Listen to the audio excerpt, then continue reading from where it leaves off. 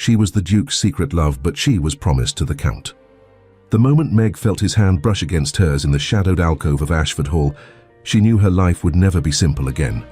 Because the man who made her heart race with nothing but a glance was the Duke of Henrique, powerful, untouchable, forbidden. And the man she was promised to marry, Count William Ashford, stood just beyond the velvet curtains, toasting to their upcoming union with a room full of aristocrats who believed love had no place in marriage. But love, as Meg would soon discover, does not ask for permission. It does not care about titles, promises, or duty. It only demands to be felt. If you love stories of forbidden romance, secret glances, and impossible choices set in the elegance of Regency England, subscribe now and comment where you're watching from. This is a story that will break your heart before it heals it. The ballroom at Ashford Hall glittered like a jewel box turned on its side. Chandeliers dripped with candlelight, casting liquid gold across the polished marble floors. The air smelled of beeswax, rosewater, and champagne, the scent of wealth, of expectation, of a future already written in ink that had yet to dry. Meg stood at the edge of the grand staircase, her gloved hand resting lightly on the banister. The empire waist gown she wore was the palest blush pink, almost white in the warm glow of the candles. The silk whispered against her skin with every breath, every slight movement. She felt exposed, displayed, like a portrait hung for appraisal. Below, the guests swirled in elegant chaos. Lords and ladies, viscounts and their wives, all dressed in their finest. Laughter bubbled up from clusters of conversation. The orchestra played a waltz that felt too cheerful, too light for the weight pressing against Meg's ribs. Her mother's voice cut through the haze. "Darling, you must smile." Meg turned.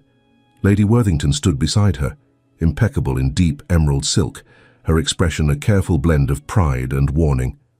"This is your night. The announcement of your engagement to Count William is the event of the season. You look like you're attending a funeral, not a celebration." Meg forced her lips into something resembling a smile. It felt brittle, thin, like it might crack if held too long. "There," her mother said, satisfied. "Much better. Now come, William is waiting." Her mother descended the stairs with the grace of someone who had never questioned her place in the world. Meg followed, each step measured, controlled. Her heartbeat was a trapped bird fluttering against her throat. She swallowed it down. At the base of the stairs, Count William Ashford stood waiting. He was handsome in the way a painting was handsome, composed, symmetrical, pleasant to look at but lacking warmth. His coat was perfectly tailored in navy blue, his cravat tied with precision, his hair combed back in the latest fashion. He smiled as she approached, and it was the kind of smile that belonged in a drawing-room portrait. Polite, practiced, empty. "Miss Worthington," he said, taking her hand and pressing a kiss to her gloved knuckles. His lips were cool. "You look exquisite tonight." "Thank you, my lord," Meg replied. Her voice sounded distant, like it belonged to someone else. William tucked her hand into the crook of his arm and turned to face the room. The orchestra quieted. Conversations faded. All eyes turned toward them. Lord Ashford, William's father, stepped forward with a crystal glass raised high. "Ladies and gentlemen, honored guests, tonight we celebrate not only the finest company England has to offer, but also the joyous union of two great families. It is my honor to announce the engagement of my son, Count William Ashford, to Miss Margaret Worthington." Applause erupted. Champagne glasses clinked. Meg's smile stayed fixed in place, her jaw aching from the effort. Beside her, William inclined his head graciously, accepting the congratulations with the ease of someone born into expectation. And then, through the glittering crowd, Meg saw him. He stood at the far end of the ballroom, just inside the arched doorway, as if he had materialized from the shadows themselves. Duke Henrique de la Croix, tall, dark-haired, dressed in black from collar to boot, the only relief a silver cravat pin that caught the candlelight. He didn't smile, didn't applaud. He simply stood there, his gaze cutting through the room like a blade, and when his eyes found hers, the air left Meg's lungs in a single silent rush. The world tilted. She felt it, that pull, that gravity that had no name, no logic. It was the same pull she had felt 3 months ago at the Earl of Somerset's garden party when they had been introduced under the shade of an ancient oak tree. The same pull she had felt every time their paths had crossed since, at the theatre, at a charity auction, once in the rain outside a bookshop when neither of them had said a word, only stood beneath separate awnings and looked at each other until the storm passed. William's voice broke the spell. "Ah, the Duke has arrived. How unexpected." There was something in his tone. Not quite jealousy, not quite suspicion, something sharper, colder. Meg's pulse hammered in her wrists, her neck behind her eyes. She forced herself to look away from Henrique, to focus on the champagne glass a passing servant offered her. She took it, held it, did not drink. "Excuse me for a moment," William said, his hand slipping from hers. "I must greet him, it would be rude not to." He walked away, leaving Meg standing alone at the center of the ballroom, surrounded by smiling strangers offering hollow congratulations she barely heard. Her gaze drifted back to the doorway. Henrique was watching her still. The ballroom became unbearable. Too bright, too loud, too full of people who looked at her and saw only a bride, a transaction, a piece in a game of titles and alliances. Meg excused herself with a murmured word about needing air, slipping through the crowd with practiced ease. She found refuge in the East Corridor, a quieter wing of Ashford Hall lined with tall windows that overlooked the moonlit gardens. The music was softer here, distant, like something heard in a dream. She pressed her forehead against the cool glass and closed her eyes. "Running away from your own engagement ball?" The voice came from behind her, low and unmistakable. Meg's eyes snapped open. She turned. Henrique stood a few paces away, half hidden in the shadows of a velvet-draped alcove. His hands were clasped behind his back, his expression unreadable. The candlelight from a nearby sconce carved sharp lines across his face, the angle of his jaw, the hollow beneath his cheekbone, the dark intensity of his eyes.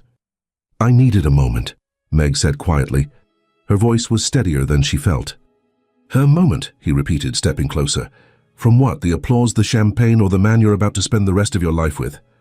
The words landed like stones. Meg's throat tightened. "You shouldn't be here." "Neither should you." "This is my engagement party." "Exactly." The silence that followed was not empty. It was full, heavy with everything they had never said, never allowed themselves to say. Henrique moved closer still, until he was standing just within reach, close enough that Meg could see the faint stubble along his jaw, the tiredness around his eyes, the tension in the set of his shoulders. He looked like a man who had not slept in days, like a man who was fighting a war with himself. "Why did you come tonight?" Meg asked, her voice barely above a whisper. His gaze held hers. "You know why." Her heart stumbled. "Don't." "Don't what?" "Don't say it. Don't make this harder than it already is." Henrique's jaw tightened. His hand lifted, just slightly, as if he meant to touch her face, to brush a stray curl behind her ear, but he stopped himself. His fingers curled into a fist at his side instead. "Do you love him?" he asked. The question was quiet, devastating. Meg's breath hitched. "That's not fair." "Answer me." "It doesn't matter." "It's the only thing that matters." She looked away, unable to hold his gaze any longer. "I'm promised to him, the contracts are signed, the announcement has been made. My family—" "Your family," Henrique interrupted, his voice rougher now, "will survive without selling you to a man who looks at you like you're a prize horse." Meg's head snapped back toward him. "You don't understand." "Then help me understand." "I have a duty." "To hell with duty." The words hung in the air between them, raw and reckless. Meg felt something crack inside her chest, something she had been holding together with sheer will and good manners, and the belief that doing the right thing would somehow make the pain of it bearable. "I can't," she said, and her voice broke on the last word. "I can't do this, not here, not tonight." Henrique's expression softened, just barely. "Meg, please," she whispered, "don't make me choose. Not when I've already made the only choice I'm allowed to make." For a long moment he said nothing. He just looked at her, and in his eyes she saw everything he was holding back. The anger, the frustration, the longing that mirrored her own. Then slowly he stepped back. "I won't make you choose," he said quietly, "but I won't stand by and watch you marry him either." Before she could respond, he turned and walked away, disappearing into the shadows of the corridor like smoke. Meg stood there alone, her hands trembling, her heart a shattered thing barely beating in her chest. Behind her the ballroom music swelled, and somewhere in the distance, Count William was calling her name. The invitation arrived 2 days later, delivered on cream-colored cardstock with William's family crest embossed in gold. Count William Ashford requests the pleasure of Miss Margaret Worthington's company for dinner at Ashford Hall. Friday evening, 7 o'clock. It was not a request, it was an expectation. Meg held the card between her fingers, staring at the elegant script until the letters blurred. Her mother had already accepted on her behalf, of course, already chosen the gown Meg would wear, a pale blue silk with cap sleeves and a modest neckline, already reminded her that this dinner was important, that William's family would be watching, assessing, ensuring their investment in the Worthington name was sound. That's what this was, an investment. Meg set the invitation on her writing desk and walked to the window. The garden stretched out before her, green and lush in the late afternoon sun. Somewhere beyond the hedge maze, beyond the stone walls of the estate, the world continued as it always had. People made choices, lived with them, moved forward. She wondered if any of them felt as trapped as she did. You deserve to be loved, Meg, not tolerated, not managed, loved. Henrique's words had been circling her mind for 2 days, relentless and inescapable. She heard them when she woke, when she tried to read, when she lay in bed at night staring at the ceiling, unable to sleep. She heard them now. Meg pressed her palm against the cool glass and closed her eyes. In 2.5 weeks she would marry William. In 2.5 weeks the choice would be gone. Unless she made a different one first. Friday arrived with a sky the color of bruised plums, heavy with the threat of rain that never quite fell. Meg dressed in silence, while Mary fastened the buttons at her back, each one clicking into place like a lock. "You look lovely, miss," Mary said quietly. Meg stared at her reflection. The pale blue silk was elegant, appropriate, exactly what a future countess should wear to dinner with her betrothed. Her hair was pinned in soft curls, her gloves pristine white, her pearl necklace resting against her collarbone. She looked like someone else. "Thank you, Mary," Meg said. The carriage ride to Ashford Hall was 15 minutes of suffocating silence. Her mother sat across from her, reviewing last-minute reminders about posture and conversation topics and the importance of appearing gracious. Meg nodded at the appropriate moments, her hands folded neatly in her lap, her mind somewhere far away. Ashford Hall loomed ahead, its windows glowing gold against the darkening sky. The carriage rolled to a stop. A footman opened the door. Meg stepped out into the cool evening air and felt the walls close in. William was waiting in the entrance hall, dressed in a deep burgundy coat that made him look older, more severe. He smiled as she approached, taking her hand and pressing the obligatory kiss to her knuckles. "Miss Worthington," he said, "punctual as always, a virtue I greatly admire." Punctuality. Of all the things he could admire about her, he chose punctuality. "Thank you, my lord," Meg replied. He offered his arm, she took it. They were led into the dining room, a cavernous space with a table long enough to seat 20, though tonight it was set for only 6. William's parents sat at the head, his younger brother Edmund to the right, and an empty seat beside him that Meg assumed was meant for her mother. But her mother had remained in the drawing room with Lady Ashford, leaving Meg alone with the men. William pulled out a chair for her and she sat. The table stretched between them like a chasm. Crystal glasses caught the candlelight. Silver gleamed against white linen. Everything was perfect, polished, cold. "I trust the preparations for the wedding are proceeding smoothly?" Lord Ashford asked, his voice booming across the table. "Oh, yes, my lord," Meg said. "Madame Delacour has been most efficient." "Excellent, excellent. A well-organized affair reflects well on both families." William leaned back in his chair, swirling wine in his glass. "I've been reviewing the guest list. I believe we should invite Lord Pemberton and his wife. They have considerable influence in Parliament." "Of course," Meg said, "because what else could she say?" "And the honeymoon," William continued as if discussing a business transaction. "I've decided on Bath. 2 weeks should suffice. Any longer, and the estate will suffer from my absence." 2 weeks in Bath, with a man who spoke of their wedding night the way one might discuss crop rotations. Meg's throat tightened. She reached for her water glass and drank, the liquid doing nothing to ease the pressure building in her chest. Edmund, William's younger brother, leaned forward with a grin that bordered on mischievous. "I saw Duke Henrique at the club yesterday. He looked positively miserable. I heard he's leaving for Scotland next week." Meg's heart stopped. William's expression tightened just barely. "Is that so?" "Yes, quite sudden, apparently. No one knows why." Edmund's gaze slid to Meg, curious and probing. You met him at your engagement ball, didn't you, Miss Worthington?" Every eye at the table turned to her. Meg set down her glass with careful precision. Briefly, he offered his congratulations. "How generous of him," William said, and there was an edge to his voice that hadn't been there before. "I've always found the Duke rather aloof," Lord Ashford said dismissively. "Brilliant, certainly, but too serious by half. Not the sort of man one invites to a cheerful gathering." The conversation moved on. They discussed politics, land management, the upcoming season. Meg smiled, nodded, said the appropriate things at the appropriate times. But inside she was screaming, "He's leaving for Scotland." The words echoed in her mind, drowning out everything else. Enrique was leaving in a week, and once he was gone, the rest of the thought was too terrible to finish.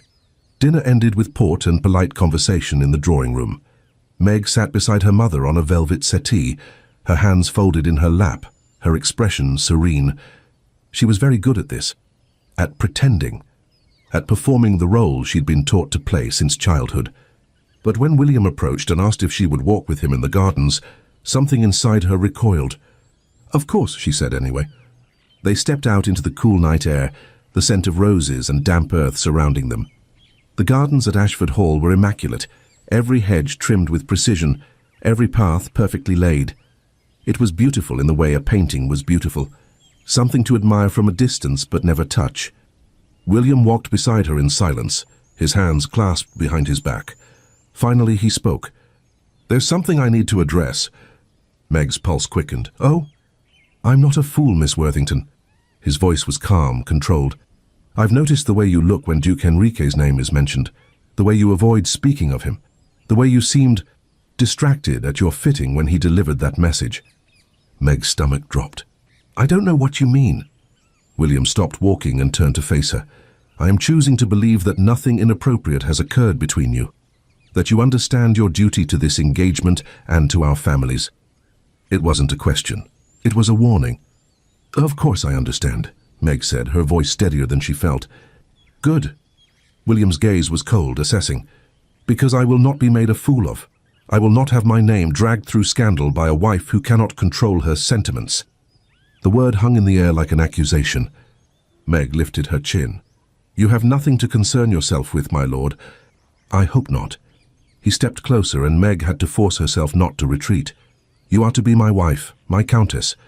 You will comport yourself with the dignity and discretion that title demands. Any association with Duke Enrique beyond what is socially necessary ends now." It wasn't a request, it was a command. Meg felt something inside her harden. "I have not been associating with him. See that it remains that way." William reached out and took her hand, not gently but firmly, possessively. "I am not a romantic man, Miss Worthington. I don't believe in fairy tales or grand passions, but I do believe in respect, in duty, in the sanctity of agreements made." His grip tightened just slightly, enough to make his point. "Do we understand each other?" he asked. Meg looked into his eyes and saw nothing there, no warmth, no affection, just cold, calculated ownership. "Yes," she whispered, "we understand each other." "Excellent." He released her hand and offered his arm once more. "Shall we return inside? I wouldn't want you to catch a chill." They walked back toward the house, and with every step Meg felt the walls closing in tighter and tighter until she could barely breathe. This was her future. This man, this life, this cage dressed in silk and pearls. And in 1 week, the only person who had ever truly seen her would be gone. The carriage ride home was silent. Meg stared out the window at the passing darkness, her mother's satisfied murmurs about the success of the evening fading into white noise.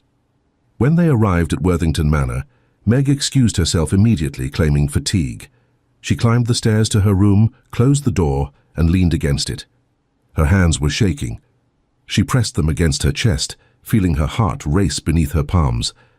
"I will not be made a fool of." William's words echoed in her mind, cold and unyielding. And beneath them another voice, gentler, desperate. "You deserve to be loved." Meg crossed to her writing desk and pulled out a fresh sheet of paper. Her hand hovered over it, the quill trembling. She had a choice to make. She could marry William in 2 weeks and spend the rest of her life as a countess, respected, secure, utterly empty. Or she could run. The thought was terrifying, exhilarating, impossible. But as Meg sat alone in her room with the weight of her future pressing down on her, she realized something. The impossible was starting to feel like the only option she could survive. She dipped her quill in ink and began to write. Your Grace. The words came slowly at first. Meg sat at her desk, the quill hovering over paper, ink threatening to drip and ruin the pristine white surface. Outside, the night had settled into that deep, heavy silence that comes just before dawn, when the world holds its breath and waits. Your Grace. Too formal, too distant. She crossed it out. Enrique. Her hand trembled as she wrote his name. Just his name, no title, no pretense. The intimacy of it felt like stepping off a cliff. I don't know how to write this letter. I've started it a dozen times, and each time the words feel inadequate, insufficient, but you're leaving in a week, and if I don't say this now, I never will. Tonight at dinner, William made it clear that I am to be his possession. Not his partner, not his equal, his possession. He spoke of me the way one speaks of an estate acquisition or a piece of furniture meant to complement a room. And I realized something. I have spent my entire life being what other people needed me to be. The dutiful daughter, the obedient bride, the perfect ornament for someone else's life. I have smiled when I wanted to scream. I have nodded when I wanted to run. I have swallowed every desire, every dream, every piece of myself that didn't fit into the shape they wanted me to take. But I cannot do it anymore. Meg's vision blurred. She blinked hard, willing the tears back. You asked me if I felt this thing between us that has no name. I told you I did. But I didn't tell you the whole truth. The truth is that you terrify me, not because of who you are, but because of what you make me feel.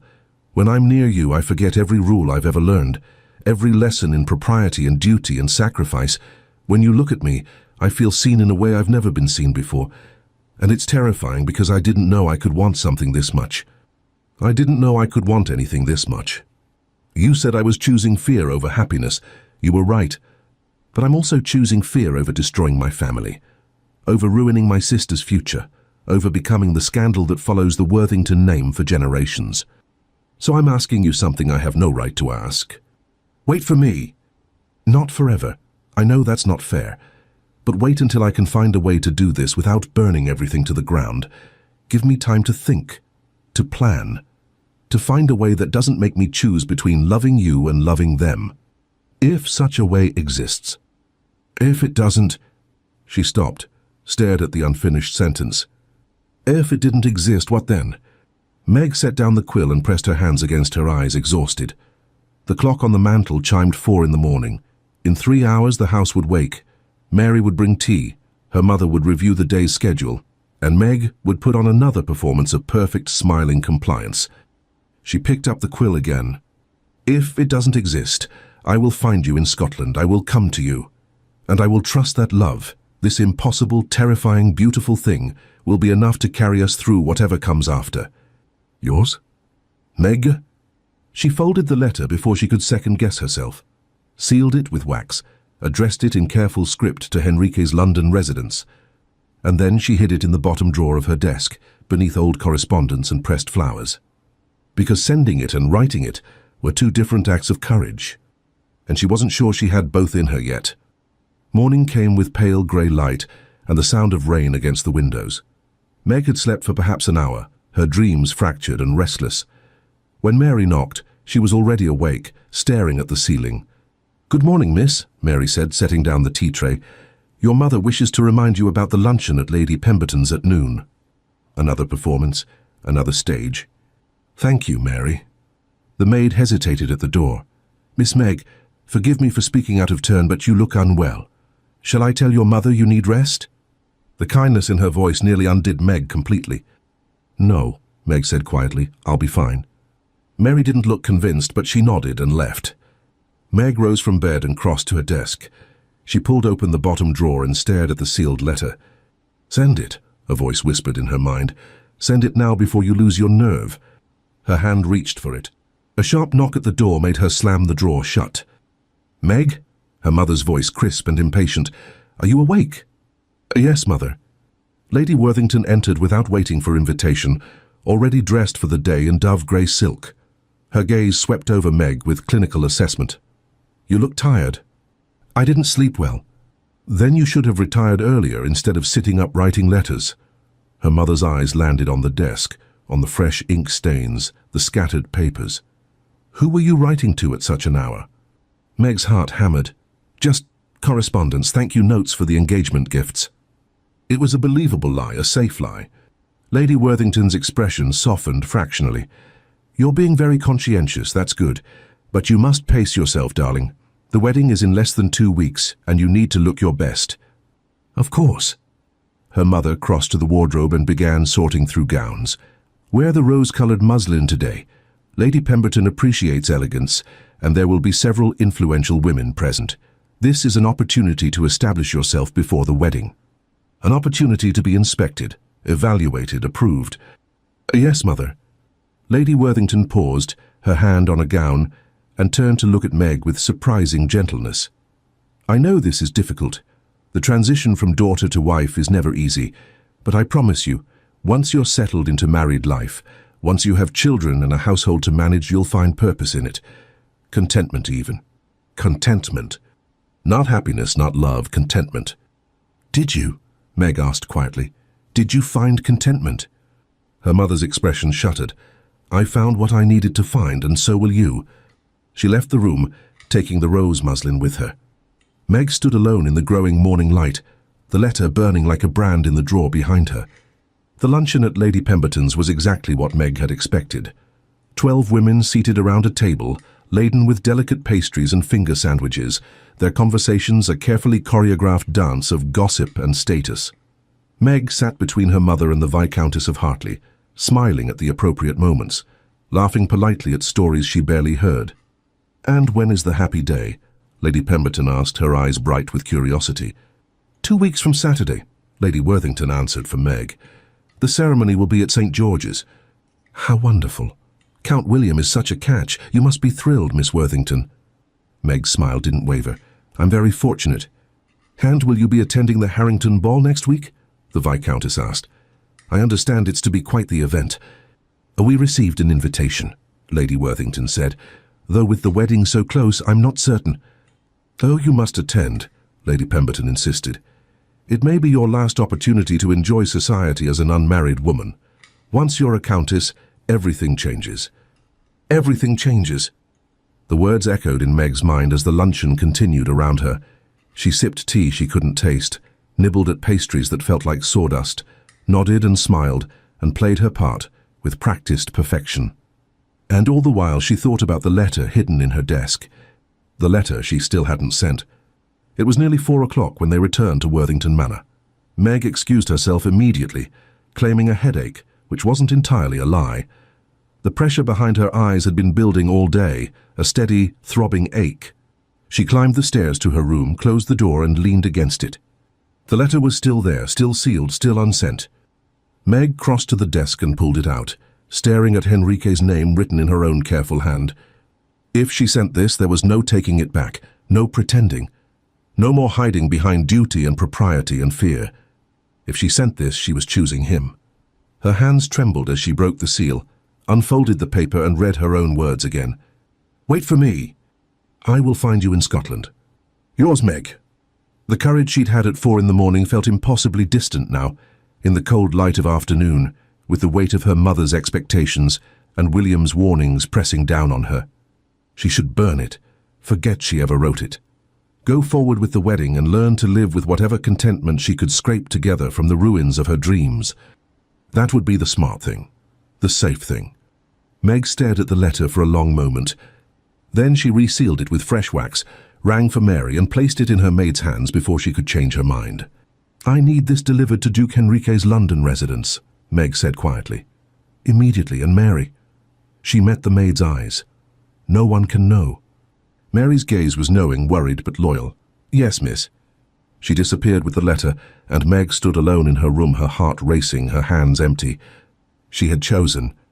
Now all she could do was wait for his response, and pray she hadn't just destroyed everything. 2 days passed in agonizing silence. Meg moved through them like a ghost, performing her duties with mechanical precision. She attended another fitting, approved flower arrangements, sat through a tedious tea with William's aunt, who spoke at length about the responsibilities of being a countess. She smiled, nodded, said all the right things. But inside she was unraveling. Every time a servant entered a room, her heart leapt. Every knock at the door sent electricity through her veins. Every footstep in the hall made her breath catch. But no response came. Perhaps he hadn't received the letter. Perhaps Mary had been intercepted. Perhaps Henrique had read it and decided she wasn't worth the risk, the scandal, the impossibility of it all. Perhaps he had already left for Scotland. The thought made Meg's chest constrict so tightly she could barely breathe. On the third day she woke to rain. Heavy, relentless rain that turned the world grey and made the manor feel smaller, more suffocating. Meg stood at her bedroom window, watching water stream down the glass, distorting the gardens beyond into abstract shapes. A knock at the door. "Come in," Meg said without turning. Mary entered, and there was something different in her step, something urgent. "Miss Meg," her voice was low, careful, "there's someone here to see you." Meg's heart stopped. She turned slowly. "Who?" "I didn't give his name, but he's waiting in the east garden near the fountain. He asked that you come alone." The world tilted. Meg crossed to Mary and gripped her hands. "Did anyone see him arrive?" "No, miss, he came through the back gate. But your mother is in the drawing room, and if she looks out the window, tell her I've gone to the library, that I'm not to be disturbed." Mary nodded, her expression tight with worry. "Be careful." Meg grabbed a shawl and slipped out through the servants' entrance, her heart pounding so hard she thought it might crack her ribs. The rain soaked through the thin fabric almost immediately, cold and sharp against her skin, but she barely felt it. She ran through the gardens, past the hedge maze, past the rose beds heavy with rain-battered petals, toward the fountain at the far edge of the estate, where the manicured lawns gave way to wilderness. And there, standing in the rain with water dripping from his dark hair and his coat soaked through, was Henrique. He looked like he hadn't slept in days, like he'd ridden straight through the storm to get here, like he was holding himself together through sheer force of will. Meg stopped 10 paces away, breathless, trembling. For a moment they just looked at each other. Then Henrique pulled a folded piece of paper from inside his coat, her letter. Damp at the edges, but still legible. "I received this yesterday," he said, his voice rough. "I've read it 20 times, memorized every word, and I need to know." He took a step closer. "Did you mean it?" Meg's throat closed. "Every word." Something broke in his expression.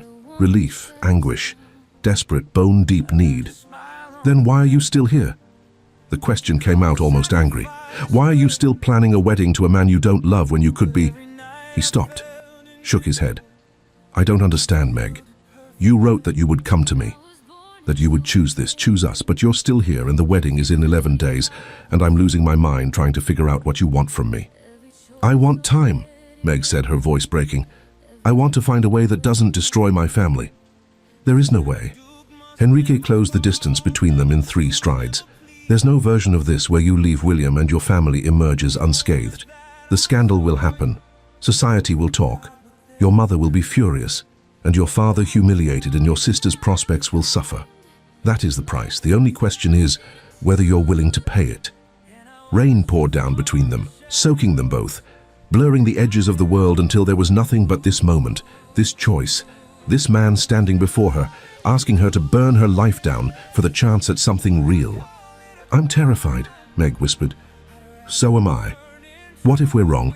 What if this—" She gestured between them, helpless. "What if this isn't enough? What if I give up everything and we realize we were just 2 people caught up in something that felt bigger than it was?" Henrique's hand came up to cup her face, his thumb brushing across her cheekbone. "Look at me." She did. "I have never been more certain of anything in my life," he said, his voice low and fierce. "I know what I'm asking of you. I know it's unfair and reckless and selfish, but I also know that I will spend the rest of my life loving you, whether you marry him or not. Whether you come with me or stay, that is the truth, the only truth that matters." A sob caught in Meg's throat. "But I cannot watch you marry him," Henrique continued. "I cannot stand in that church and watch you promise yourself to a man who will never deserve you. So I'm leaving tomorrow, for Scotland, and I'm asking you—" His forehead pressed against hers. "Come with me." "Tomorrow?" "Tomorrow night. There's a coaching inn on the North Road, 3 miles past the village. Be there at midnight. I'll have a carriage waiting. We can be across the border before anyone realizes you're gone." "Henrique." "I know what I'm asking," he said again. "I know it's impossible. But impossible things happen, Meg. People choose love over duty. They choose happiness over approval. I was terrified to stay and watch you fade where you are. If loving you is reckless, let the heavens hear my plea. I'll trade the world they planned for me for who I'm meant to be. Where duty ends and love begins. They choose to live instead of merely existing. His hands framed her face, and the tenderness in his touch was almost unbearable. "Choose to live," he whispered. "Choose me." Meg's hands came up to grip his wrists, holding him there, holding this moment like something fragile and sacred. Rain ran down their faces, mingling with the tears she couldn't hold back anymore. "If I do this," she said, her voice shaking, "there's no going back." "I know. My family will never forgive me. I know. I'll lose everything." "No." Henrique's eyes bore into hers with an intensity that stole her breath. "You'll lose the life you were expected to live, but you'll gain the one you were meant for." The words settled over her like a benediction. Meg closed her eyes, feeling the rain, the cold, the warmth of his hands against her skin, feeling the weight of the choice pressing down on her from all sides. Tomorrow night. Midnight. An impossible, terrifying, beautiful leap into the unknown. When she opened her eyes, Henrique was watching her with something that looked like hope and heartbreak tangled together. "I need to think," she said quietly. Pain flickered across his face, but he nodded. "I'll be at the inn, midnight tomorrow. If you don't come," his voice roughened, "if you don't come, I'll know your answer, and I won't ask again." "Henrique." He leaned down and pressed a kiss to her forehead. Soft, reverent, a goodbye that felt too much like an ending. Then he stepped back, and the loss of his warmth was devastating. "Midnight," he said again, and then he turned and walked away through the rain, disappearing into the grey morning like a dream she wasn't sure she'd been brave enough to hold on to. Meg stood alone by the fountain, soaked through and shaking, her whole world balanced on the edge of a knife. Tomorrow night. She had until tomorrow night to decide. The rest of the day passed in a blur. Meg changed into dry clothes, told her mother she'd gotten caught in the rain on a walk, and endured a lecture about catching cold before the wedding. She sat through lunch, reviewed seating charts, listened to her father discuss the marriage settlement with the same tone he used for business contracts. And all the while the clock ticked steadily toward midnight. That evening, Meg stood in her room as Mary helped her undress, the silence between them heavy with unspoken things. "Mary," Meg said quietly, "if someone had to choose between duty and happiness, what would you tell them to choose?" Mary's hand stilled on the buttons of Meg's gown. "That's not a question I can answer for you, miss." "But if you could." The maid was quiet for a long moment. Then softly, "My mother used to say that duty keeps you alive, but happiness makes you want to live. I never understood the difference until I watched you these past weeks." Meg turned to look at her. "What do you mean?" Mary met her eyes with gentle honesty. "You're alive, miss. You do everything you're supposed to do, but I haven't seen you truly live since the day they announced your engagement." The words landed like stones in still water, rippling outward. Meg looked away, blinking hard. "Thank you, Mary." The maid finished with the buttons and helped Meg into her nightgown. At the door she paused. "Whatever you decide, miss, I hope you find a way to breathe again." She left, closing the door softly behind her. Meg crossed to the window and looked out at the darkness. The rain had stopped, leaving the world clean and quiet. Stars pierced the clearing sky. Somewhere out there, 3 miles past the village, was an inn, and a man who had offered her the world. Meg opened the drawer of her desk and pulled out a blank sheet of paper. She lit a candle, dipped her quill in ink, and began to write. Not to Henrique this time, to her mother. "By the time you read this, I will be gone. By the time you read this, I will be gone. I know you will never understand. I know you will be angry, humiliated, devastated by what I've done. I know this choice will bring scandal upon our family, and for that, I am truly sorry. But I cannot marry Count William. I have tried to convince myself that duty is enough, that respect and security and a respectable match are worth sacrificing every dream, every desire, every piece of myself that doesn't fit into the shape of the life you planned for me. But they're not. I would rather live in scandal and poverty with someone who sees me, truly sees me, than spend the rest of my life as an ornament in a loveless marriage. I know you did what you thought was best. I know you raised me to value family, reputation, duty above all else, and I do value those things. But I also value myself, my happiness, my right to choose the life I want to live, not the one I'm expected to live. Please forgive me. Not now, I know that's impossible, but someday, when the anger has faded and the scandal has passed, forgive me for being selfish enough to choose love. Tell Father I'm sorry. Tell Caroline I hope she will be braver than I was and make her own choices when the time comes. And know that I love you, even as I break your heart. Your daughter, Margaret. Meg set down the quill and stared at the letter. Her hands were steady now. The trembling had stopped. In its place was a strange, crystalline clarity. She was going to do this. She was going to run. The thought should have terrified her, should have sent panic racing through her veins, but instead she felt something else, something that felt dangerously close to peace. Meg folded the letter and placed it in an envelope, sealing it carefully. She wrote her mother's name across the front and set it on the center of her desk, where it would be found in the morning. Then she turned to her wardrobe. She couldn't take much. A trunk would be too obvious, too difficult to transport without being noticed. She pulled out a small leather traveling bag, the kind ladies used for short visits, and began to pack. 2 dresses, simple ones without excessive lace or embroidery, a nightgown, a shawl, her mother's silver hairbrush, the one piece of sentimentality she couldn't leave behind, the small music box her father had given her on her 16th birthday, a book of poetry she'd read 100 times, and at the bottom of the bag, wrapped in a handkerchief, the pearl necklace her grandmother had left her, not for sentiment this time, but for practicality. If things went badly, if Henrique's promises fell through, she would need something to sell. The thought was cold, calculating, but Meg was done being naive. She was choosing love, yes, but she was also choosing survival. She changed into a traveling dress, deep forest green, practical and unremarkable, pulled her hair into a simple braid, took one last look around the room that had been hers since childhood. The 4-poster bed where she'd dreamed 1,000 dreams, the window seat where she'd read on rainy afternoons, the desk where she'd written letters and practiced her penmanship and composed the words that would change everything. This was the last time she would see this room as Margaret Worthington, dutiful daughter. When she returned, if she returned, she would be someone else entirely. Meg picked up her bag, took a breath and opened the door. The house was quiet, dark.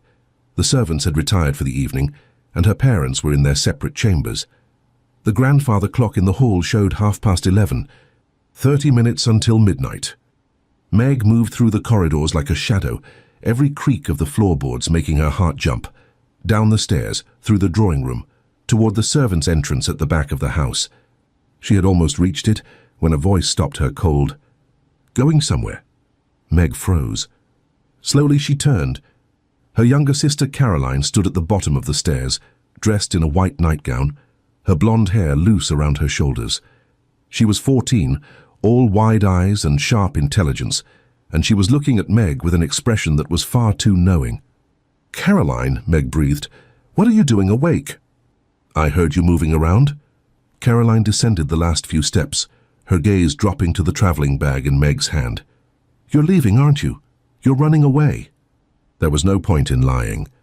"Yes," Meg said quietly. Caroline was silent for a long moment. Then softly, "Is it because of him, the Duke?" Meg's throat tightened. "How did you—" "I'm not blind, Meg.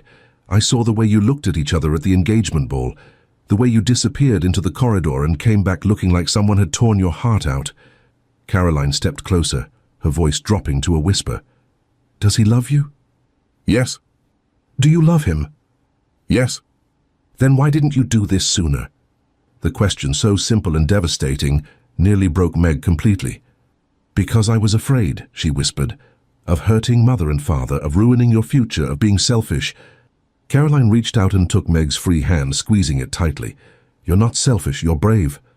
Tears blurred Meg's vision. "Caroline." "Go," her sister said fiercely. "Go now before you lose your nerve, and don't worry about me. I'll be fine. I'll tell them I knew nothing." "You'll be questioned. Mother will be angry at you, not me."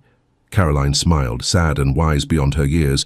"And when the scandal passes and they start looking for a husband for me, I'll remember this moment. I'll remember that you chose to be happy, and I'll find the courage to do the same." Meg pulled her sister into a tight embrace, breathing in the familiar scent of lavender and childhood. "I love you." "I love you too." Caroline pulled back, her eyes shining. "Now go before I start crying and wake the whole house." Meg kissed her sister's forehead, grabbed her bag and slipped out into the night. The air was cool and crisp, the sky clear and full of stars. Meg moved quickly through the gardens, past the fountain where she'd stood with Henrique just that morning, through the back gate, and onto the narrow path that led toward the village. Her heart was pounding. Her hands were shaking, but her feet kept moving, carrying her forward step by step. 3 miles to the inn. 3 miles to a new life. The path was dark, lit only by moonlight filtering through the trees. Meg walked quickly, her eyes adjusting to the shadows, her ears straining for any sound of pursuit. But the night was silent, except for the rustle of leaves and the distant call of an owl. After what felt like an eternity, the trees began to thin. Ahead she could see the warm glow of lanterns. The coaching inn sat at a crossroads, its windows lit, smoke curling from the chimney. And in front a black carriage waited. Meg's breath caught. She approached slowly, her legs trembling, half convinced this was a dream and she would wake up back in her bed at Worthington Manor. The carriage door opened. Henrique stepped out. He was dressed for travel in a long black coat and boots, his hair disheveled, his face etched with tension. When he saw her, when he realized she had actually come, the relief that washed over his features was so profound it stole her breath. "Meg," he breathed. She dropped her bag and ran to him. He caught her in his arms, pulling her against his chest so tightly she could barely breathe. His hand cupped the back of her head, his face buried in her hair. "You came," he whispered. "God, I didn't know if you would. I hoped, but I didn't know." "I'm here," Meg said against his shoulder. "I'm here. I chose you." Henrique pulled back just enough to look at her, his hands framing her face. His eyes were bright with emotion, relief and joy, and something that looked dangerously close to tears. "Are you sure?" he asked, his voice rough. "Once we leave, there's no going back. Your family will disown you. Society will shun you. You'll lose everything you've ever known." "I know." "And you're still choosing this, choosing me." Meg looked up at him, at the man who had offered her the world and asked for nothing but the truth in return. The man who saw her, truly saw her, and loved her anyway. "I'm not choosing you over my family," she said quietly. "I'm choosing myself, my happiness, my right to live a life that's mine. And yes, that life includes you." Something broke in Henrique's expression. He leaned down and pressed his forehead against hers, his breath warm against her lips. "I will spend the rest of my life making sure you never regret this," he whispered. "I know." For a moment, they stood there in the moonlight, holding each other, the weight of what they'd chosen settling over them like a cloak. Then Henrique pulled back, his expression turning practical. "We need to go now before someone comes looking for you." He picked up her bag and helped her into the carriage. The interior was simple but comfortable, with cushioned seats and heavy curtains that could be drawn for privacy. Henrique climbed in after her and knocked on the ceiling. The carriage lurched forward. Meg looked out the window as Worthington Manor disappeared into the distance, taking with it everything she had been and leaving only the uncertain, terrifying, exhilarating possibility of what she might become. Henrique's hand found hers in the darkness, his fingers intertwining with hers. "Where are we going?" Meg asked quietly. "North," Henrique said. "To Scotland first. We'll marry there. It's easier, no bans or permissions required. Then to my estate in the Highlands. It's remote, quiet. No one will bother us there." "And after?" "After we figure it out together." "Together." The word felt like a promise, a beginning. Meg leaned against Henrique's shoulder, feeling the steady rhythm of his heartbeat beneath her cheek. Outside, the world rushed past in shadows and moonlight, carrying them toward a future that was utterly unknown. And for the first time in her life, Meg wasn't afraid of the unknown. She was ready to live in it. The first light of dawn found them 30 miles north of Worthington Manor, the carriage rattling along rough country roads that wound through fields and forests. Meg had dozed fitfully against Henrique's shoulder, waking every time the wheels hit a rut or the horse's pace changed. Now, as pale gold light spilled across the horizon, she sat up and looked out the window at a world she'd never seen before. Small villages passed by, smoke rising from cottage chimneys. Farmers were already in their fields, beginning the day's work. The landscape was wilder here, less manicured than the estates she knew. It was beautiful. "How are you feeling?" Henrique asked quietly. Meg turned to look at him. He hadn't slept at all, she realized.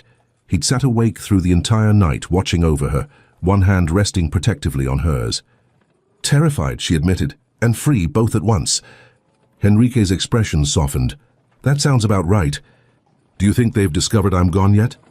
He glanced out the window, calculating. "Your mother likely expected you at breakfast, so yes, they know by now." The thought sent a chill through Meg's chest. She imagined her mother opening the bedroom door, finding the empty bed, the letter on the desk, the initial confusion giving way to shock, then fury. She imagined her father's face, the disappointment, the cold, quiet rage. "William will come after me," Meg said suddenly. "He won't let this stand, the humiliation." "Let him come," Henrique said, his voice hard. "You're not his property, you never were. The law might disagree, the contracts are meaningless if you refuse to honor them." Henrique's hand tightened on hers. "And I won't let anyone force you into anything. Not him. Not your father. Not anyone." The carriage slowed, then stopped. Henrique tensed immediately, his hand moving to the pistol tucked into his coat. "Stay here." He climbed out, and Meg heard him speaking in low tones with the driver. A moment later he returned, his expression grim. "There's a rider approaching from the south, moving fast." Meg's heart dropped into her stomach. Already? Fade could be nothing. A messenger, someone on legitimate business. But Henrique didn't look convinced. He leaned out the window, his eyes scanning the road behind them. Meg joined him, peering through the early morning mist.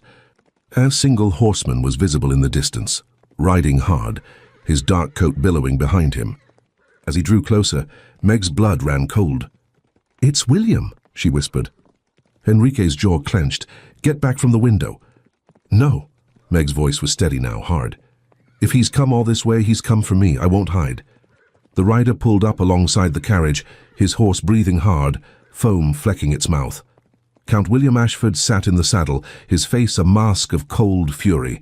His coat was travel-stained, his cravat askew. He looked like he'd ridden through the night without stopping. "Miss Worthington," he said, his voice clipped and dangerous, "step out of the carriage." "No," Meg said through the window. William's eyes narrowed. "This is not a request. You are betrothed to me, you have broken your contract, dishonored your family, and committed an act of unconscionable—" "I have chosen my own life," Meg interrupted, her voice ringing clear. "Something you made abundantly clear I would never be allowed to do as your wife. You don't know what you're doing. He seduced you, filled your head with romantic nonsense." "He's done nothing but offer me the truth," Meg said, "which is more than you ever did." William's horse sidestepped, agitated. "Your father has given me permission to retrieve you, by force if necessary." Henrique opened the carriage door and stepped out, placing himself between William and Meg. "Touch her and it will be the last thing you do." The two men faced each other in the pale morning light, the tension so thick it was almost visible. "This doesn't concern you, Delacroix," William said coldly. "It concerns me entirely. She's mine now. She's contracted to me." "She's a human being," Henrique said, his voice deadly quiet. "Not a piece of property to be bought and sold. And she's made her choice. A choice she'll regret." William's gaze cut to Meg. "When the scandal breaks, when your family is ruined, when your sister can't find a decent match because of what you've done, you'll regret this, and he jerked his chin toward Henrique. "He'll grow bored of you within a year. Men like him always do." The words were designed to wound, to plant seeds of doubt. But Meg climbed out of the carriage and stood beside Henrique, her chin lifted, her voice unwavering. "Perhaps I will regret it," she said. "Perhaps everything you're saying is true, but it will be my regret, my choice, my life, and I would rather live with the consequences of my own decisions than die slowly in a marriage that was never mine to begin with." William's face darkened. "You're making a mistake." "Maybe, but it's mine to make." For a long moment, the three of them stood in the road, the morning sun climbing higher, painting the world in shades of gold and amber. Then William reached into his coat. Henrique moved instantly, his hand going to his pistol, but William pulled out a folded document instead. He threw it to the ground at Meg's feet. "The contract," he said bitterly. "Nullified. I won't bind myself to a woman foolish enough to throw away everything for a fantasy." He yanked his horse's reins, preparing to turn. "William," Meg said quietly, He paused, not looking at her. "I'm sorry," she said. "Not for leaving, but for the embarrassment, the inconvenience. You deserved better than a bride who couldn't love you." William's shoulders were rigid. "I never asked for love." "But I was still expecting respect," he hissed, and for a split second the sharp pain of a man whose pride was crushed flashed in his eyes. "Your pity is no substitute, Miss Worthington." For a heartbeat she thought he might say something else, something human, vulnerable, real. But he simply spurred his horse and rode away, disappearing back down the road toward everything Meg had left behind. She watched him go, feeling the weight of it settle over her, the finality, the bridge burning behind her. Henrique picked up the document from the ground, scanning it quickly. "He's released you from the contract. It's legal, witnessed." He looked at her, something like awe in his eyes. "You're free." Free? The word felt too big, too impossible. Meg looked down at her hands. They were shaking, not from fear this time, but from the sheer enormity of what had just happened. She had done it. She had actually done it. Henrique's arms came around her, pulling her close. "Are you all right?" Meg pressed her face against his chest and laughed, a wild, slightly hysterical sound. "I don't know, ask me in a year." He kissed the top of her head. "Come on, we should keep moving. Your father might be more persistent." They climbed back into the carriage, and the journey continued north. The miles passed in a blur of countryside and small towns, each one taking them farther from Meg's old life and closer to whatever came next. They stopped only to change horses, eating simple meals at roadside inns where no one knew their names or cared about their story. By the time night fell again, they had crossed into Scotland. "We'll stop here," Henrique said as the carriage pulled up to a small inn in a village whose name Meg didn't catch. "Rest for a few hours. In the morning, we'll find a minister." A minister. A wedding. The reality of it hit Meg all at once.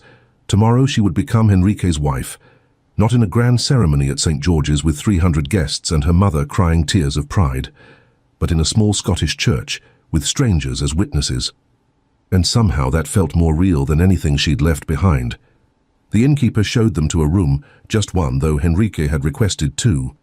"Only one available, Your Grace," the man said apologetically, "but it's clean and the bed's comfortable." Henrique looked at Meg, a question in his eyes. She nodded. The innkeeper left and they were alone. The room was simple, a large bed with a patchwork quilt, a washstand, a single window overlooking the darkened street. Nothing like the luxury Meg was accustomed to. It was perfect. Henrique set down their bags and turned to face her, suddenly uncertain. "I can sleep in the chair or ask if there's another room." "No," Meg said quietly. "Stay." He crossed to her slowly, his hands coming up to cradle her face with infinite gentleness.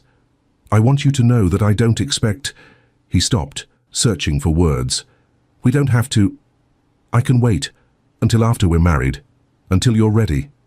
Meg looked up at him, at this man who had risked everything for her, who had waited while she made impossible choices, who had promised her the world and asked for nothing but the truth. "I'm ready," she whispered. Henrique's breath hitched. "Meg!" She rose on her toes and kissed him. It was soft at first, tentative, a question. Then his arms came around her, pulling her closer, and the kiss deepened into something that stole her breath and made her heart race and felt like coming home and leaping off a cliff all at once. When they finally pulled apart, both breathing hard, Henrique rested his forehead against hers.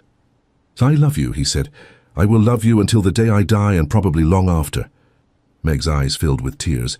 "I love you too." Outside, the Scottish night wrapped around the little inn, full of stars and possibility. And inside, two people who had chosen each other over everything else began to build a life from the ashes of the ones they'd left behind.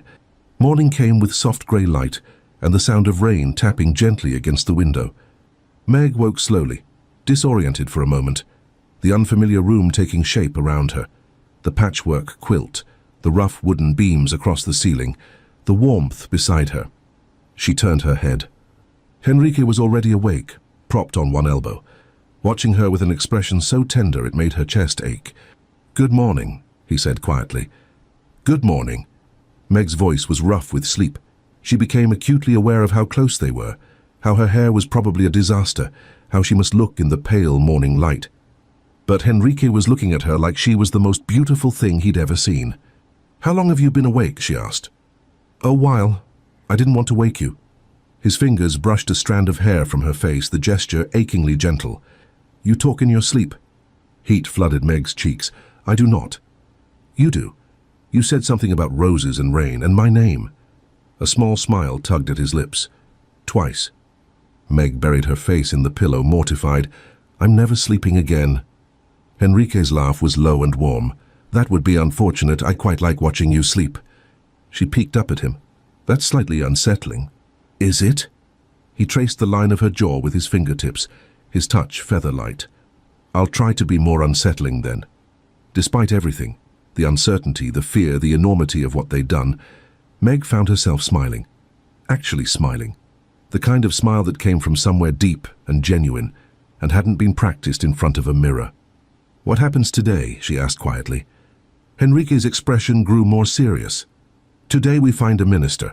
Make this official." He paused. "If you still want to." "Do you think I've changed my mind overnight?" "I think you've had time to truly consider what you've given up, and I would understand if—" Meg pressed her fingers against his lips, silencing him. "I haven't changed my mind. I won't change my mind. Stop giving me chances to run." His eyes searched hers. "I just need you to be certain." "I am? Even though there's no going back?" "Especially because there's no going back." Something shifted in Henrique's expression.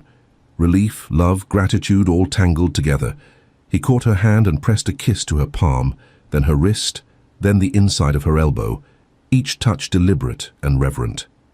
"Then let's get married," he whispered against her skin. They dressed in the simple traveling clothes they'd worn the day before. Meg tried to do something presentable with her hair, but without Mary's help, she managed only a loose braid that fell over one shoulder. No elaborate curls, no pearl pins, no veil of expensive tulle. She looked nothing like the bride she was supposed to have been.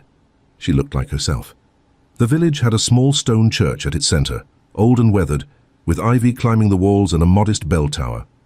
The minister was a kind-faced man in his 60s who asked no questions when Henrique explained they wished to be married that morning. "You'll need witnesses," the minister said, "2 at minimum." Henrique nodded. "I'll find someone." He stepped outside and Meg was left alone in the quiet church.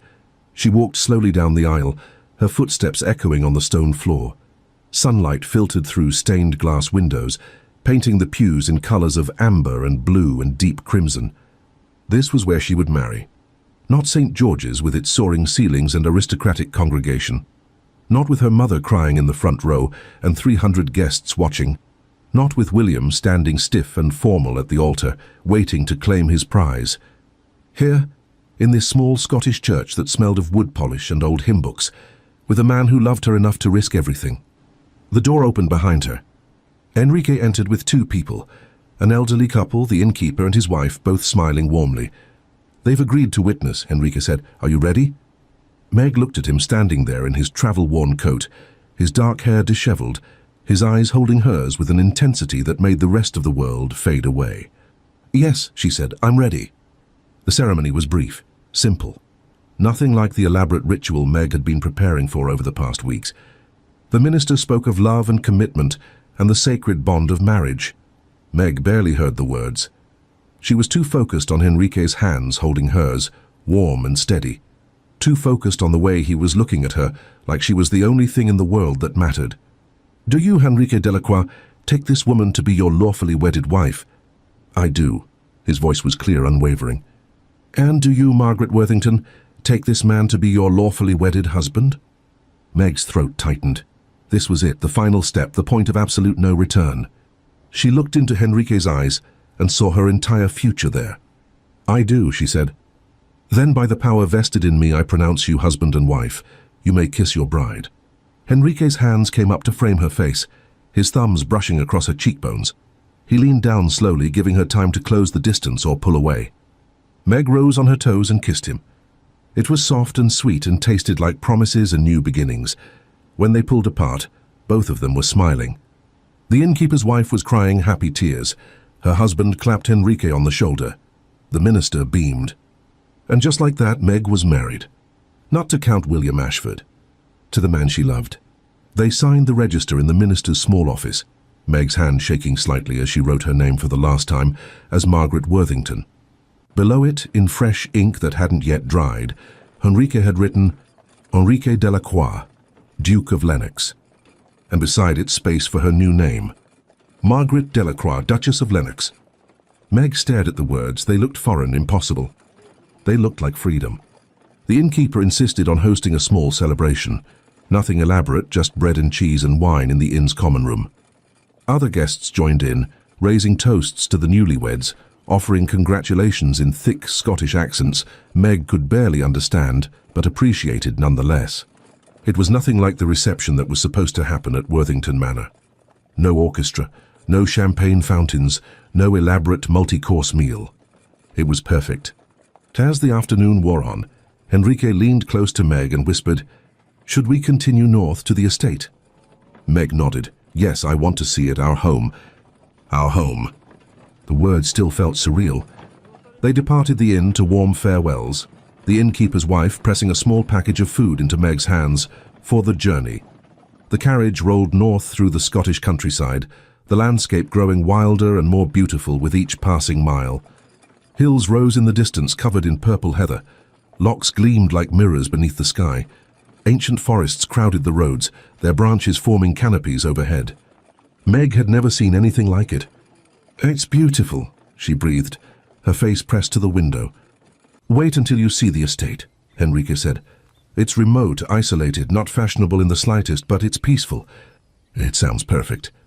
As the sun began to set, painting the sky in shades of rose and gold, the carriage turned onto a narrow road that wound through dense forest. After what felt like miles, the trees gave way to open land. And there, silhouetted against the evening sky, was Lennox Hall. It wasn't grand like Ashford Hall or elegant like Worthington Manor. It was a fortress, built of grey stone with turrets at the corners and narrow windows designed more for defence than aesthetics. Ivy climbed the walls. The grounds were wild, more forest than garden.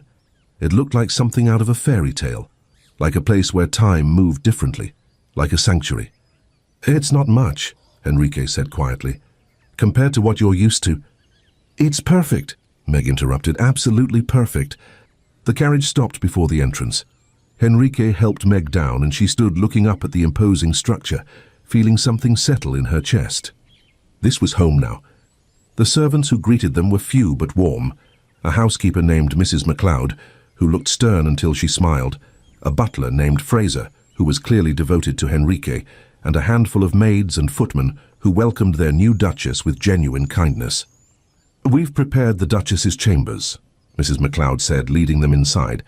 "Though if your graces prefer to share—" "We'll share," Henrique said, his hand finding Meg's. Mrs. MacLeod nodded approvingly. The interior of Lennox Hall was as impressive as the exterior. High ceilings with exposed beams, tapestries covering stone walls, fireplaces large enough to stand in. It was medieval and beautiful and utterly unlike anything Meg had known. She loved it immediately. The Duchess's chambers, their chambers now, were in the east wing, a suite of rooms that included a large bedroom, a sitting area, and a private study. A fire had already been lit in the hearth, casting warm light across the space. "Dinner will be ready within the hour," Mrs. MacLeod said, "unless your graces require more time." "An hour is perfect, thank you," Henrique said. The servants departed, leaving them alone. Meg walked to the window and looked out at the darkening landscape. The forest stretched endlessly, broken only by the occasional glimmer of a loch catching the last light. She heard Henrique move behind her, felt his presence before he touched her.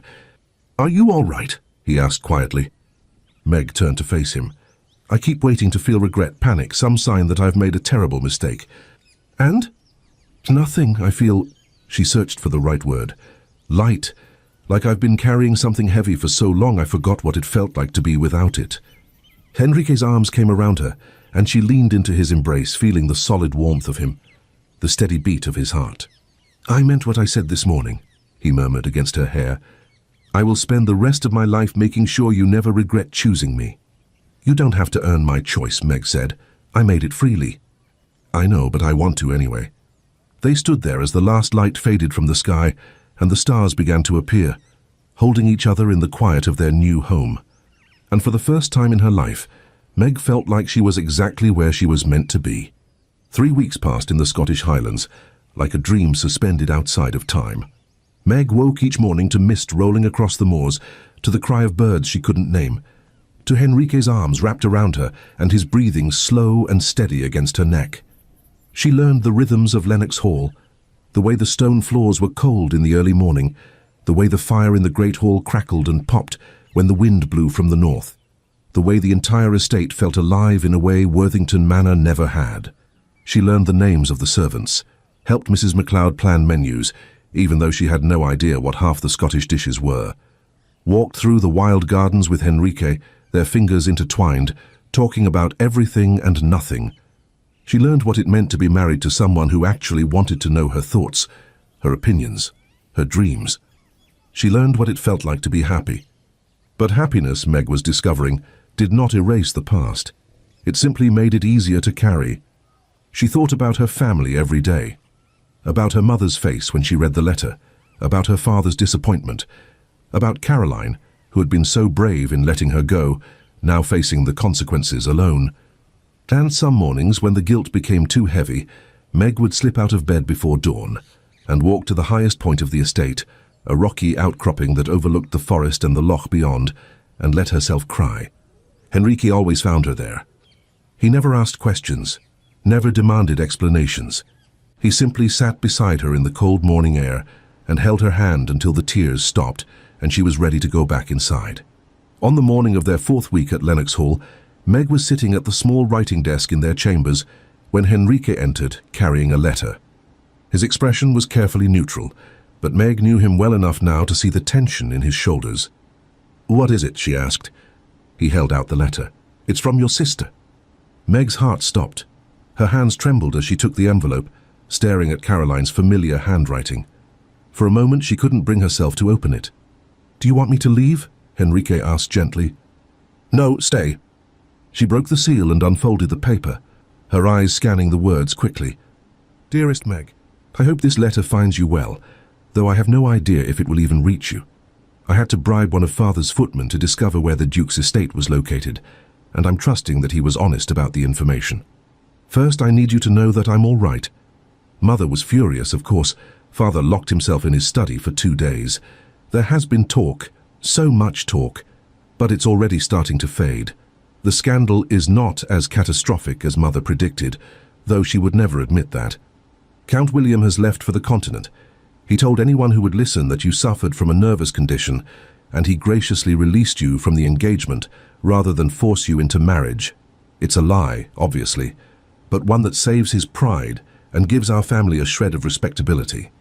Mother has forbidden anyone from speaking your name in her presence. Father is quieter about it, but I can see the hurt in his eyes. They feel betrayed, Meg. They may feel that way for a long time, but I don't. I think you are the bravest person I've ever known, and watching you choose yourself over duty has changed something in me. I don't know what my future holds, but I know it will be mine to choose. You gave me that gift. So wherever you are, whatever life you're building with the Duke, I hope you're happy. I hope you're free. I hope you wake up every morning and know that you made the right choice. Write to me if you can. Even if it's years from now, I'll be waiting. All my love. Caroline. P.S. Mother found the music box in your room, the one Father gave you. She cried when she held it. I thought you should know. Meg's hands shook as she lowered the letter. Tears blurred her vision, spilling down her cheeks in hot, silent streams. Henrique was beside her immediately, pulling her into his arms. What did she say? She said... Meg's voice broke. She said I was brave. He held her while she cried. For her mother who would never forgive her.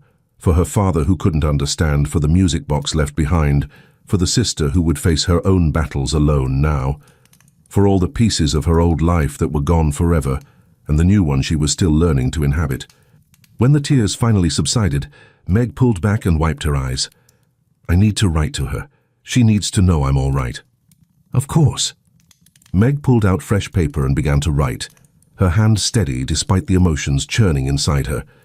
Dearest Caroline, your letter found me, and it brought me more comfort than you could possibly know. I am well, more than well. I am happy in a way I didn't know was possible. The Duke, Henrique, is everything I didn't dare hope for. He is kind and patient, and sees me in a way no one ever has. We have a home here in Scotland that is wild and beautiful, and utterly unlike anything I knew before. I won't lie and say I don't feel guilt. I think about Mother and Father every day, about the pain I caused, about the scandal and the whispers and the damage to our family's name. There are mornings when the weight of it is almost too much to bear. But then I remember what my life would have been if I'd stayed, and I know with every fiber of my being that I made the right choice. Tell Mother I'm sorry, not for leaving but for the pain it caused her. Tell Father I hope someday he can understand. Tell them both that I love them, even if they can never love me again. And Caroline, be brave when your time comes. Don't let anyone tell you that duty is more important than happiness. Don't settle for contentment when you deserve joy. Choose yourself. Always choose yourself. I will write to you as often as I can, and perhaps someday when enough time has passed you can visit. I would love for you to see this place, to meet Henrique, to understand why I ran. Until then, know that I think of you always. Your sister? Meg? She sealed the letter and gave it to Fraser to post. Then she stood at the window looking out at the grey morning, feeling the complicated tangle of grief and relief that came with closure that wasn't quite closure. Henrique came to stand behind her, his arms wrapping around her waist, his chin resting on her shoulder. "Do you regret it?" he asked quietly, knowing what it cost. Meg leaned back against him, feeling the solid warmth of him, the steady presence that had become her anchor. "No," she said, "not for a moment." That afternoon, a storm rolled in from the north, the kind of wild, howling tempest that seemed to shake the very foundations of Lennox Hall. Rain lashed against the windows, wind screamed through the turrets, the servants moved through the halls, lighting extra candles and stoking fires. Meg and Henrique retreated to the library, a circular room in one of the towers with floor-to-ceiling bookshelves and a massive fireplace. They sat together on the worn leather sofa, Meg tucked against Henrique's side, a blanket draped over them both. "Tell me about when you were young," Meg said. "Before the title, before all of this." Henrique was quiet for a moment, his fingers tracing absent patterns on her arm. "My father died when I was 12. Heart gave out suddenly. One day he was there, teaching me about estate management and responsibility. The next day, he was gone. I'm sorry.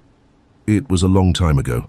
His voice was distant, remembering, "but it changed everything. I became the Duke overnight, had to learn how to run an estate, manage tenants, navigate society. There was no time to grieve, just responsibility." Meg tilted her head to look up at him. "Is that why you understood about duty?" "Partly, but also—" He paused, choosing his words carefully. "I watched my mother spend the rest of her life mourning what she'd lost.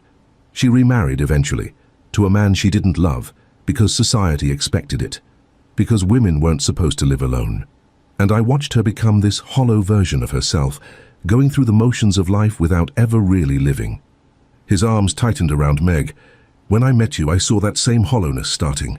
You were learning how to disappear inside your own life, and I couldn't stand it." Meg's throat tightened. "You saved me." "No." Henrique pressed a kiss to her temple. "You saved yourself. I just offered you a place to run to." They sat in silence for a while, listening to the storm rage outside, the fire crackling in the hearth, the quiet safety of the moment. "What happens now?" Meg asked eventually. "What do you mean?" "We can't hide here forever. Eventually we'll have to return to London, face society, deal with—" "We don't have to do anything," Henrique interrupted gently. "We can stay here as long as you want. Years if necessary. Let the scandal die down completely before we show our faces. But you have responsibilities. Parliament, the estates, your position. Can all wait." He shifted so he could look at her properly. "Meg, I didn't bring you here to trap you in another cage. If you want to stay in Scotland for the rest of our lives, we'll stay. If you want to travel to France or Italy or anywhere else in the world, we'll go. If someday you want to return to London and rebuild your place in society, we'll do that too." He cupped her face in his hands. "The only thing that matters is that you're happy. Everything else is negotiable." Meg's eyes filled with tears, not from sadness this time, but from the overwhelming reality of being truly, completely loved. "I don't know what I want yet," she admitted. "I just know I want to be here with you." "Then that's enough." He kissed her, slow and deep and full of promises that needed no words. Outside, the storm raged on, but inside Lennox Hall, wrapped in each other's arms with the fire burning warm and the world held safely at bay, Meg felt something she'd been searching for her entire life. Peace. The weeks turned into months. Spring came to the Highlands, transforming the wild landscape into something almost impossibly beautiful. Heather bloomed purple across the moors, wildflowers dotted the meadows, the loch reflected perfect blue skies. Meg learned to ride the estate's horses, sturdy Highland ponies that were nothing like the delicate mares she'd ridden in England. She learned to walk for miles without getting lost, learned the names of plants and birds, learned what it felt like to live in her body instead of constantly performing for others. She and Henrique fell into rhythms. Mornings spent walking the grounds, afternoons in the library or the garden, evenings by the fire, talking or reading or simply existing in comfortable silence. And at night, in the privacy of their chambers, they learned each other in ways that made Meg understand why poets wrote about love as though it were holy. Letters arrived periodically from Caroline, full of news from home. The scandal had indeed faded. William had married a French heiress and seemed content with his decision. Father had softened slightly, though he still wouldn't speak Meg's name. Mother remained as rigid as ever. But Caroline was thriving. She had refused 2 marriage proposals already, telling their parents she wouldn't settle for anything less than what Meg had found. "You've made me impossible to satisfy," she wrote in one letter. "I keep comparing every potential suitor to how Henrique looks at you in my imagination. They all fall short." Meg smiled when she read it, feeling the complicated mix of pride and guilt that came with knowing she'd changed her sister's life, for better and worse. One morning in late spring, Meg woke to find Henrique already dressed, standing at the window with a letter in his hand. "What is it?" she asked, sitting up. He turned, his expression unreadable. "It's from the Prince Regent, an invitation to return to London for the season, a reconciliation of sorts." Meg's heart skipped. "They want us back?" "They want me back. He hesitated. "You would be tolerated for my sake. It wouldn't be easy, but—" "Do you want to go?" Meg asked. Henrique crossed to the bed and sat beside her, taking her hands. "I want whatever you want." "That's not an answer." He smiled slightly. "I miss parts of it. The work in Parliament, seeing old friends, being useful in ways that go beyond managing an estate." His thumbs rubbed circles on her palms. "But not if it means putting you through hell." Meg thought about it, about returning to London society as the woman who'd jilted Count William Ashford, about the whispers, the cut direct from certain ladies, the constant judgment. But she also thought about living her entire life in hiding, about Henrique sacrificing his work, his purpose, his position, because she was too afraid to face the consequences of her choice. "Let's go," she said quietly. Henrique's eyes widened. "Are you sure?" "No, but I think it's time."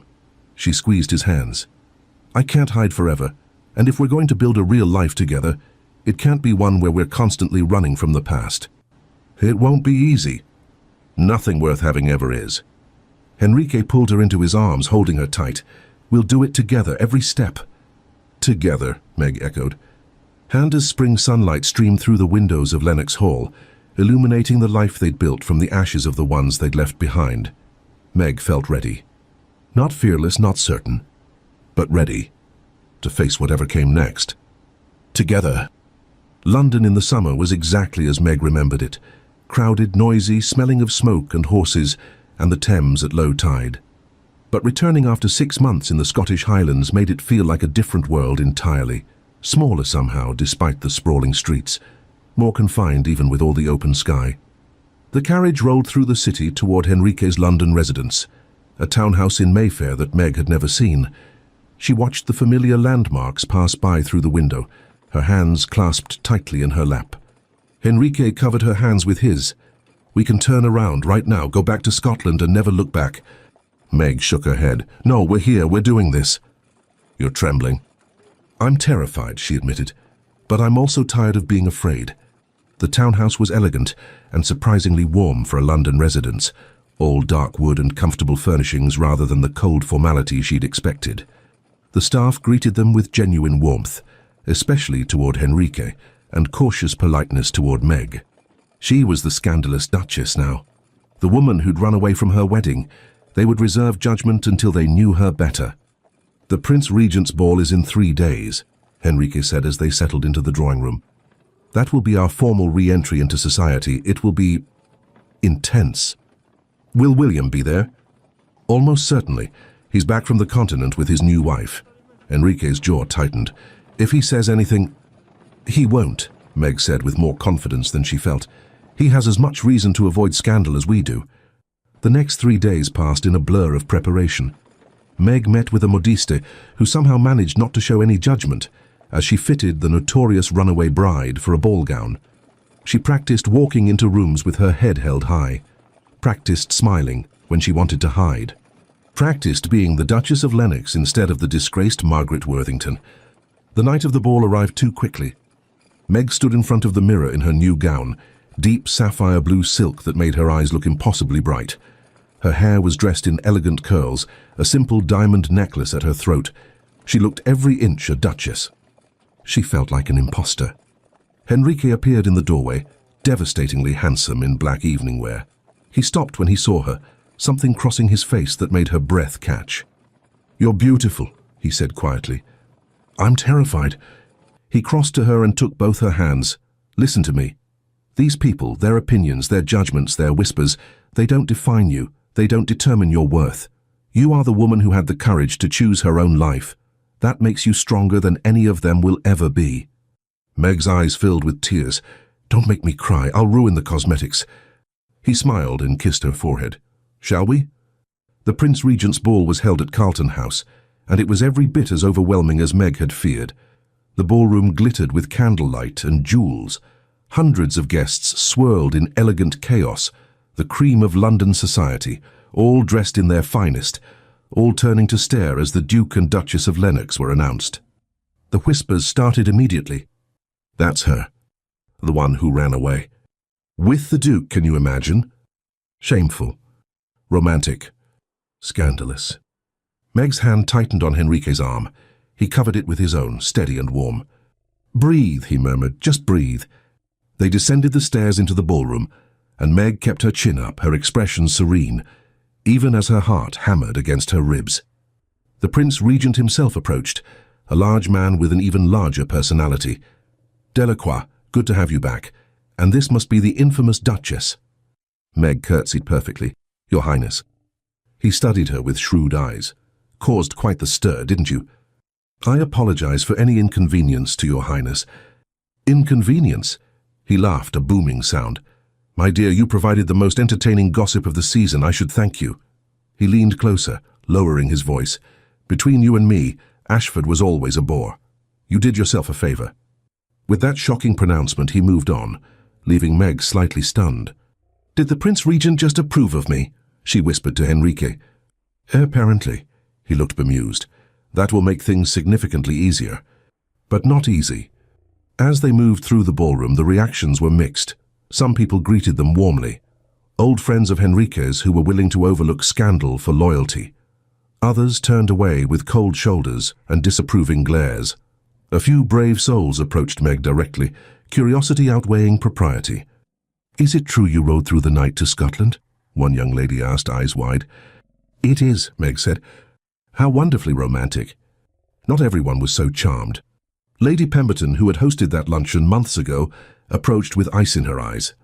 "Duchess, how's unexpected to see you here?" "Lady Pemberton," Meg kept her voice level, "I hope you're well. I would be better if society maintained some standards of decency." Her gaze raked over Meg with disdain. "Breaking contracts, abandoning family, running off with..." She glanced at Enrique. "Well, some might call it romantic. I call it selfish." The words stung because part of Meg still believed them.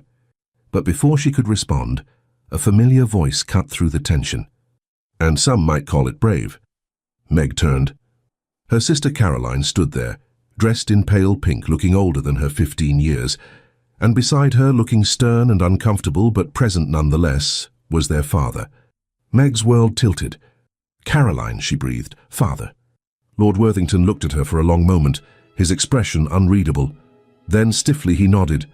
"Margaret. Or should I say, Your Grace." It wasn't forgiveness, but it was acknowledgement.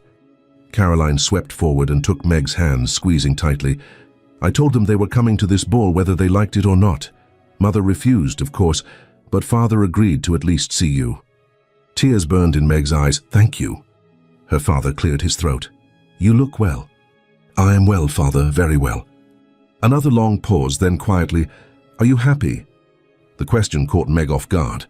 She glanced at Henrique, who was watching her with such love and pride it made her chest ache.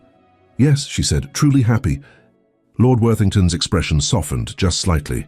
"Then perhaps," he struggled with the words, "perhaps you made the right choice after all." It wasn't a blessing. It wasn't full acceptance, but it was more than Meg had dared hope for. "Thank you, father," she whispered. Lady Pemberton made an indignant noise and swept away. Caroline grinned triumphantly. The evening continued, and slowly Meg began to breathe easier. Yes, there were stares, yes, there were whispers, but there were also people who smiled at her genuinely, who congratulated Henrique on his marriage, who treated her like a person rather than a scandal. And when Count William appeared across the ballroom with a pretty Frenchwoman on his arm, he simply nodded to Henrique and moved on. No confrontation, no scene, just mutual acknowledgement that the past was past. As the night wore on, Henrique led Meg onto the dance floor. The orchestra played a waltz and they moved together with practiced ease, the rest of the ballroom fading away. "How are you feeling?" he asked quietly. "Like I can finally breathe," Meg said. "Not easily, not perfectly, but enough. That's all we need, enough." She looked up at him, this man who had waited for her, who had offered her everything and asked for nothing but the truth. "I love you." "I love you too," he spun her gently, "and I'm proud of you for being here, for facing this. I couldn't have done it without you." "Yes, you could have, but I'm glad you didn't have to." The waltz ended, but they stayed on the dance floor for another and another, until the candles burned low and the crowd thinned, and it was time to go home. As their carriage rolled through the London streets toward the townhouse, Meg leaned against Henrique's shoulder, exhausted but lighter than she'd felt in months. "That wasn't as terrible as I feared," she said. No, it was difficult, uncomfortable, but survivable." She tilted her head to look at him. "What happens now?" "Now?" Henrique considered. "We build a life, here in Scotland, wherever we want. We navigate society on our own terms. We make mistakes and fix them. We argue and make up. We grow old together." "That sounds perfect. It won't always be easy." "I don't need easy anymore," Meg said. "I just need real." He kissed her, soft and sweet and full of promise. And as the carriage carried them home through the London night, Meg thought about the girl she'd been 6 months ago, standing at the top of the stairs at Ashford Hall in a wedding gown, about to promise herself to a man she didn't love. That girl had been so afraid, so trapped, so convinced that duty was the only path. But she'd found courage, she'd chosen love, she'd chosen herself. And in doing so, she'd become someone she was actually proud to be. The Duchess of Lennox. Not because of a title, but because she'd fought for the right to choose her own life and won. 1 year later, the gardens at Lennox Hall had been transformed. What was once wild and untamed had been gently coaxed into something beautiful, still natural, still free, but with paths winding through the heather and benches placed strategically for viewing the loch. It was Meg's project, her way of putting her mark on the estate without trying to control it. She sat on one of those benches now, a book in her lap that she wasn't really reading, watching the late afternoon sun paint the water gold. Footsteps on the gravel path. She looked up. Caroline approached, smiling. Older now at 16 and breathtakingly lovely. She'd been visiting for the summer, escaping the pressures of London and their mother's increasingly desperate attempts to marry her off. "There you are," Caroline said. "Mrs. MacLeod wants to know if you're coming in for tea." "In a moment." Meg patted the bench beside her. "Sit with me." Caroline settled next to her sister, both of them looking out at the view. "I love it here," she said quietly. "It's so peaceful." "It is." "Do you ever miss London, society, all of it?" Meg considered the question. "Sometimes I miss certain people, certain freedoms, but I don't miss the performance, the constant need to be perfect."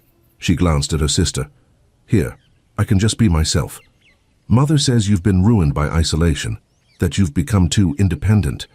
"She would." Meg smiled without bitterness. "How is she?" "Unhappy, but she's always unhappy." Caroline hesitou. "Ela nunca reconheceu a carta que você deixou, Meg. Ela disse a papai que era traição e que seria queimada." Caroline pegou fio em seu vestido. "Mas o papai, ele pergunta sobre você, com mais frequência agora." Does he? Yes, I think he's starting to understand. Not forgive, maybe, but understand. They sat in comfortable silence for a while, listening to the birds, the wind, the distant sound of the loch lapping at the shore. Meg? Caroline said eventually. When I'm ready to make my own choice, will you help me, even if it's scandalous? Meg took her sister's hand. Especially if it's scandalous. Caroline grinned. The sound of hoofbeats drew their attention. Henrique rode into view, returning from inspecting the northern fields. He dismounted near the bench, his face lighting up when he saw Meg. That look still made her heart skip. She wondered if it always would. Ladies, he said, bowing theatrically, am I interrupting? Always, Meg said, but she was smiling. Good, I'd hate to break the habit. He offered Meg his hand. Walk with me? She took it, letting him pull her to her feet.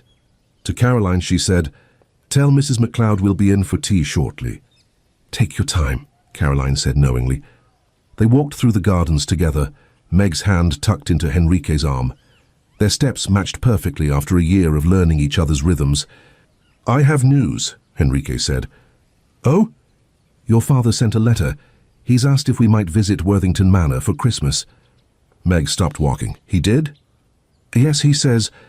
Henrique pulled the letter from his pocket and read, It has been too long since this family was whole. I would like to attempt to remedy that, if you are willing.